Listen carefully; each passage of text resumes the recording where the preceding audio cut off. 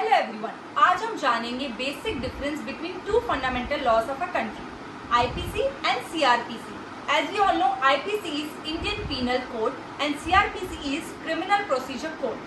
But दोनों के बीच क्या बेसिक डिफरेंस है, अक्सर लोग कंफ्यूज हो जाते हैं, तो उसी के बारे में आज हम बात करेंगे. IPC as we all know is of 1860 और CRPC is of 1973.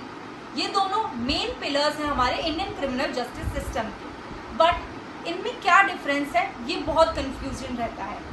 Basically laws की दो क्लासिफिकेशन होती है, एक है सब्सटेंटिव लॉ और एक है प्रोसीजरल लॉ.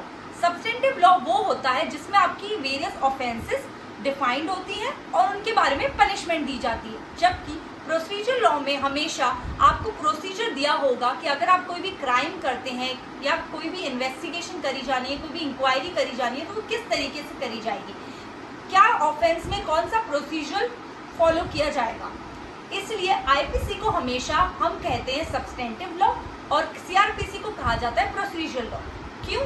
क्योंकि आईपीसी में आपके ऑफेंसेस जैसे कि मर्डर, रेप, थेफ्ट वगैरह डिफाइंड होती हैं और उनके साथ उनकी पनिशमेंट भी दी गई है. जबकि प्रोसीजर लॉ में प्रोसीजर दिया गया है कि अगर कोई इंसान कोई भी क्राइम कमिट करता है तो कैसे आप उसको ऑफेंस की कैटेगरी में रखेंगे, कैसे उसकी इन्वेस्टिगेशन करी जाएगी पुलिस ऑफिसर के द्वारा, जैसे इन्वेस्टिगेशन खत्म होगी कैसे उसकी इंक्वायरी करी जाएगी कोर्ट में, कैसे उसका ट्रायल बिगिन होगा और कैसे जजमेंट पास करी जाएगी. इसलिए हम आईपीसी को सब्सटेंटिव लॉ और सीआरपीसी को प्रोसीजर लॉ कहते हैं.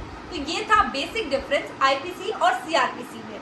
ऐसी मोर वीडियोस के लिए please subscribe my channel law सीखो. Thank you.